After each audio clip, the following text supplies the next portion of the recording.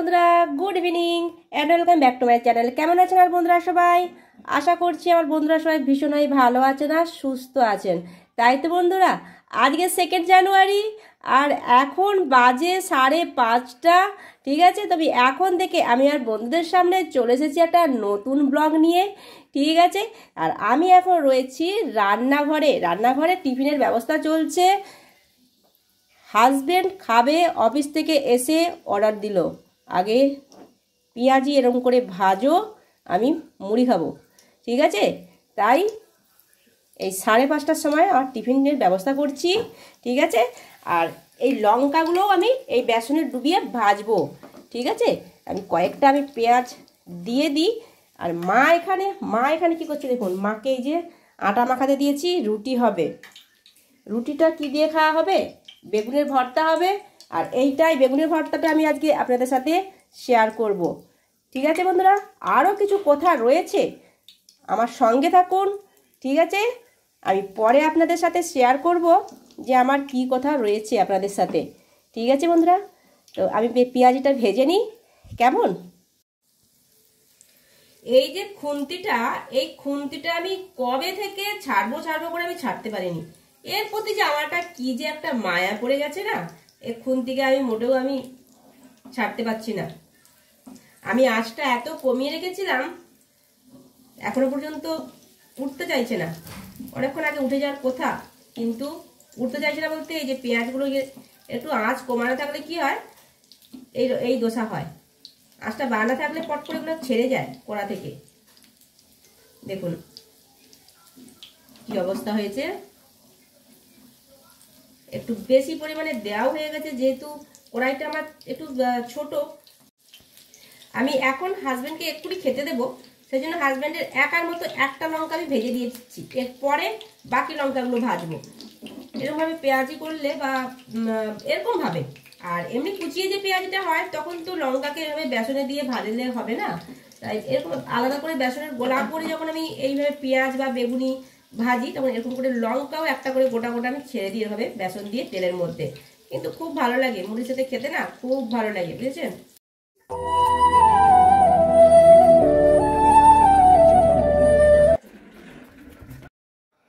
বন্ধুরা, আপনাদের জন্য নিয়ে চলে এসেছি আমি বেগুনের ভর্তার রেসিপি। আর আমি একদম অন্য রকমভাবে কিন্তু এই বেগুন ভর্তাটা বানাবো। ঠিক আছে, তাই এই অন্যরকম বেগুন ভর্তা বানাতে হলে আমার সঙ্গে থাকতে হবে, দেখতে হবে আমি বেগুন ভর্তাটা কীরকমভাবে বানাই। ঠিক আছে, তো আমি এই বেগুন ভর্তাটা বানাবো, যা আমার কাছে এখন আছে সেগুলো আমি বলে দিচ্ছি, আর যেগুলো নেই সেগুলো আমি পরে আপনাদেরকে বেগুন ভর্তা বানানোর সময় আমি দেখিয়ে দেব। ঠিক আছে, তো এখন আমি এখানে রসুন নিয়েছি এটা টমেটো, আর নিয়েছি বেগুন। এই রসুন, টমেটো আর বেগুন এই 3টে জিনিসই আমি এখন পোড়া করব। ঠিক আছে, তো এইরকম একটা আমি জায়গা নিয়েছি, এর মধ্যে আমি এই 3টে জিনিসই এর মধ্যে আমি দিয়ে পুড়ে নেব। ঠিক আছে, তার আগে আমাকে বেগুনটা কি করতে হবে সেটা আমি দেখাচ্ছি আপনাদের। বেগুনটাকে আমি কি করবো, একটা ফোক নিয়েছি আর এইভাবে আমি ফুটো করে দিচ্ছি, যাতে বেগুন আরো ভালো সেদ্ধ হয়। একটু আমার হাতে লেগে যেত, সাবধান, একদম ভীষণভাবেই সাবধান। ঠিক আছে, আমি সব জায়গা পুরো বেগুনটাতে আমি এইভাবে ফক দিয়ে এইভাবে ফুটো করে দিলাম। আর টমেটোটাও তাই করব, টমেটোটাও আমি কিছু জায়গায় এরকমভাবে ফুটো করে দেব, না হলে টমেটোটা না এই ছালটা পুড়ে যাবে, টমেটো যে ছালটা পুড়ে যাবে, কিন্তু ভেতরটা কিন্তু খুবই শক্ত হয়ে থাকে। তাই এইভাবে আমি ফুটো করে দিচ্ছি। ঠিক আছে, আর এই রসুনগুলো আমি কিছু করব না, রসুনগুলো আমি এই মতো আমি দিয়ে পুড়ে নেব। ঠিক আছে, আমি হাতে তেল নিয়েছি, সরষের তেলটা আমি এই যে বেগুনের গায়ে আমি এইভাবে মাখিয়ে দিলাম, দিয়ে বসিয়ে দিলাম। আর টমেটোটাকেও এইভাবে, এই যে হাতে আমার তেল লেগে আছে, এইভাবে দিয়ে দিলাম। এই তেলটা দেওয়ার কারণটা কি, তাহলে কি হবে, একদম পুরো ড্রাই হয়ে যাবে না, যখন পোড়াটা হবে পুরো ড্রাই হয়ে যাবে না, সেই দেখতেও ভালো লাগে এবং খেতেও খুব ভালো লাগে এইভাবে পোড়াটা করলে। ঠিক আছে, তো আমি বেগুনটা আর টমেটোটা এইভাবে পুড়ে নিচ্ছি, কিন্তু রসুনগুলো আমি এখানে দেবো না, রসুনগুলো আমি না তাওয়াতে সেকে নেব। ঠিক আছে, মানে যেন রসুনটা যেন সফট, মানে নরম হয়ে যায়, এগুলো শক্ত তো, যেন নরম হয়ে যায়। আমি এইভাবে তাওয়াতে এইভাবে এটা সেঁকে নেব। ঠিক আছে, তো এগুলো সব পোড়া হয়ে যাক, তারপরে আমি আসছি বেগুন ভর্তা বানাতে। ঠিক আছে বন্ধুরা, আমি বেগুন আর টমেটো এটা আমি পুড়ে তারপরে ছালগুলো সব ছাড়িয়ে নিয়ে চলে এসেছি আপনাদের সামনে।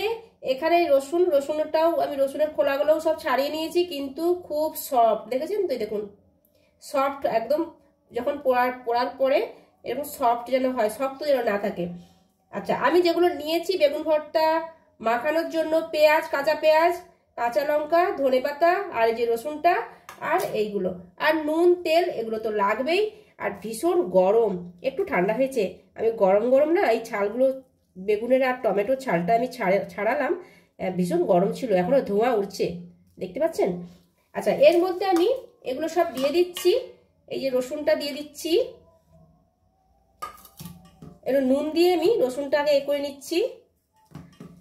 নুন আমাকে আরো দিতে হবে, কিন্তু ওই নুন দিয়ে আমি রসুনটা ভালোভাবে এইভাবে চটকে নিচ্ছি। রসুনটা এইভাবে মোলা হয়ে গেছে। এরপরে আমি যে লঙ্কাগুলো এইভাবে আমি হাত দিয়ে মুলে নিচ্ছি, হয়ে গেছে। আচ্ছা, এরপরে আমি দিয়ে দিচ্ছি এই সমস্তটা, ধনেপাতা আর কাঁচা পেঁয়াজ, এটা আমি দিয়ে দিলাম। নুন দিয়ে দিচ্ছি, পরিমাণ মতো নুন,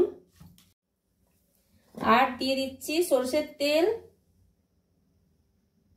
তেলটা আমি একটু বেশি পরিমাণে দিচ্ছি। আমি কিন্তু অনেকগুলো লঙ্কা নিয়েছি, কারণ আমি একটু ঝাল ঝাল করেই বেগুন ভর্তাটা তৈরি করব, সেই জন্য আমি লঙ্কাটা অনেকটা পরিমাণে নিয়েছি। আর এইটা আমি রুটি দিয়ে খাবো, তো রুটি দিয়ে খাওয়া হবে বলে আমার বাড়িতে, সেই জন্য আমি এইরকম ভাবে এটা মাখাচ্ছি।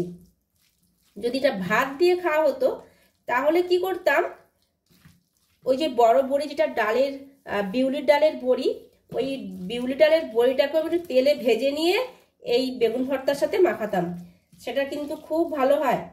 কিন্তু রুটি দিয়ে আমি এটা মাখাই না। কারণটা কি? কারণ বড়ি ভাজাটা না দাঁতের মধ্যে, মানে রুটির মধ্যে পড়বে, শক্ত শক্ত লাগবে, তাই ভালো লাগে না।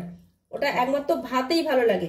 তাই আমি যখন ভাত দিয়ে, যখন ভাতে খাওয়ার মতো যখন বেগুন ভর্তা বানাই, তখন কিন্তু আমি বড়ি ভেজে বেগুনে মাখাই। রুটি দিয়ে খাওয়া হবে বলে আমি বড়িটা ভেজে নিলাম না, আপনারা চাইলে দিতে পারেন। এই দেখুন বন্ধুরা, বেগুন ভর্তা রেডি। দেখতে কত সুন্দর হয়েছে, আর খেতে একদম কি যে বলবো না আপনাদের, দারুণ, একদম লোভনীয়, একদম লোভনীয় স্বাদের এই বেগুন ভর্তাটা হয়েছে। ভীষণ টেস্টি, ভীষণ টেস্টি। হ্যাঁ, আমি খাইনি, কিন্তু খাওয়ার জন্য, টেস্ট করার জন্য এই যে একজন দাঁড়িয়ে রয়েছে, এই দেখুন, এই যে ওখানে বাটিয়ে নিয়েছে, এই যে বাটিয়ে নিয়েছে, অনেকক্ষণ থেকে খাচ্ছে, টেস্ট করছে। আর কিরম হয়েছে আগে বল? দারুণ, ফাটাফাটি, দারুণ টেস্ট, সত্যি দারুণ টেস্ট। আর আমার মেয়েকে দেখছেন, দেখুন, আর মেয়ের অবস্থা দেখুন। আমি আপনাদের বলেছিলাম না যে আপনাদের সাথে আমার কিছু কথা আছে, এই হচ্ছে কথা, বুঝেছেন? ভালো করে দেখে নিন আমার মেয়েকে, এরপর আমি বলছি কি হয়েছে না হয়েছে। তো বন্ধুরা, আমি ডিনারে আজকে কি বানালাম সেটা আমি আপনাদের দেখিয়ে দিই। এইখানে তো আমি আপনাদের দেখালাম বেগুনের ভর্তা, আর এইটাতে সন্ধ্যের টিফিন, কিন্তু আমার টিফিন এখনো হয়নি, কোচির আর হাজবেন্ডের হয়ে গেছে, আমি এটা খাবো, এখন 8টা বাজে। আর এই যে এখানে রুটি, এই হচ্ছে আমাদের আজকের ডিনার। ঠিক আছে, এরপর আমি বলি কি হয়েছে। ঘটনাটা ঘটেছে কালকে, ঠিক আছে? আমি তো তার আগের দিন, মানে যেদিন বছরটা শুরু হলো, আমি 12টার পরেও আমি আপনাদের সাথে ছিলাম, সেদিনে কোথাও কিছু হয়নি, হয়েছে কালকে সকাল থেকে আমার বাড়িতে অঘটনের পর অঘটন ঘটে চলছে। সকাল থেকে, ঘুম থেকে ওঠা থেকে এইরকম দৃশ্যখানা আমাকে দেখতে হচ্ছে।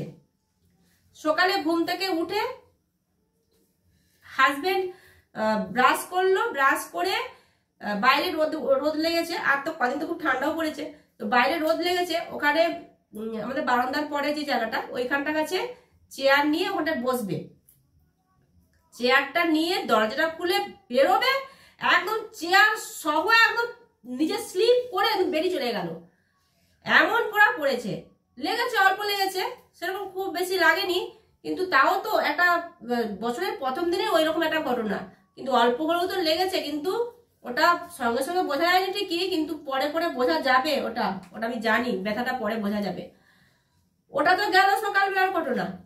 তারপরে হয়েছে কি, আমি ঘর মুছছি, কচি টিউশন সেরে এলো, ও দেখেছে আমি ঘর মুছছি, তাও কিরকম করে হাঁটা চলাফেরা করে ভগবান জানে কি করলো, একদম জল যে জায়গাটা সেই জায়গাটাতে ওকে ওকে পা দিতে হবে, সেই জায়গাটার মধ্যেই পা দিয়ে ও একদম স্লিপ করে চলে গেল। যা পড়েছে, মানে সে চিৎকার করে কান্না, এই এটা বাঁ হাতটা সে এত জোর লেগেছে ওকে, ওর কান্না শুনে বোঝা যাচ্ছে বাপরে বাপ করে চিৎকার করছে, পুরো ফুলে গেল, এগুলো পুরো ফুলে গেল, সঙ্গে সঙ্গে চচ্চর করে ফুলে গেল। আর যন্ত্রণা যন্ত্রণা ক্রমশ বেড়েই চলছে, এত যন্ত্রণা হচ্ছে। সঙ্গে সঙ্গে ওকে নিয়ে আমাদের এখানে তমলুকে নিয়ে যাওয়া হয়েছিল, তমলুক হসপিটালে নিয়ে যাওয়া বলেছিল। তো হসপিটালে তো একটা লাইনের ব্যাপার থাকে, অনেক সময় লাগবে, আরো বেশিও কষ্ট পাবে। সেই জন্য ওকে কি করেছি, তমলুকে নার্সিংহোমে দেখানো হয়েছে। তো ওখানে আবার ডাক্তারবাবু দেখে এক্সরে তো অবশ্যই করতে হবে, মানে আমি তো ভেবেছি হাত পুরো ভেঙেই গেছে, এরকম অবস্থা, এত চিৎকার করছে। তারপরে ডাক্তারবাবু দেখে এক্সরে করলেন, এক্সরে করার পরে এক্সরে রিপোর্টটা খুবই ভালো, শুধু ব্যথা লেগেছে, মানে শুধু লেগেছে, আঘাতটা লেগেছে, কিন্তু মানে হাড়ে কোনো ক্ষতি হয়নি, বুঝেছেন। রিপোর্টটা শোনার পরে যেন শান্তি, মানে বছরের প্রথম দিনে যে এইরকম অঘটন আমার বাড়িতে ঘটবে আমি কোনোদিন মানে কল্পনার বাইরে। এমন বিপদ, সকাল থেকে ঘুম থেকে ওঠা থেকে এরকম পড়ার ঘটনা। তারপরে তো আমাকে তো কমই দোষ দিল, বাপ মেয়ে মিলে। কেন ঘরটা মুছলাম? আরে ঘরকে আমি কত মুছলাম, হ্যাঁ? নিজেরা হাঁটা হাজব্যান্ড যখন পড়ে তখন কিন্তু ঘর মুছিনি, তখন কিন্তু পুরো সব শুকনা ছিল, পড়ে গেল।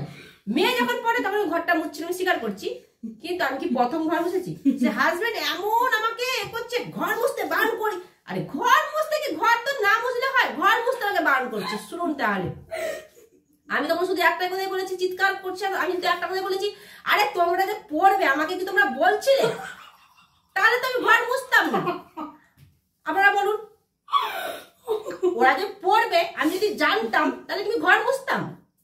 হ্যাঁ, যা বলেছে তারপরে হাজবেন্ড চুপ করেছে, নাহলে আমাকে সকাল থেকে কি দোষ দিয়ে যাচ্ছে, বুঝেছেন। এই হচ্ছে যে বছরের প্রথম দিনেই আমার বাড়িতে এরকম অঘটনের পর অঘটন দুজনের। আমার ভয় লাগছে, মানে আমি পড়লে, আমি যদি পড়ি তাহলে তো আরো এক অবস্থা হয়ে যাবে, বুঝেছেন। এই হচ্ছে ব্যাপার বন্ধুরা। কালকে সকাল থেকে মানে কি বলবো, আমাদের যা ভাড়া গেল। তারপরে ওই যে বললাম, খবরটা পেয়ে আমরা সবাই যেন শান্তি পেলাম, খুশি, বুঝেছেন।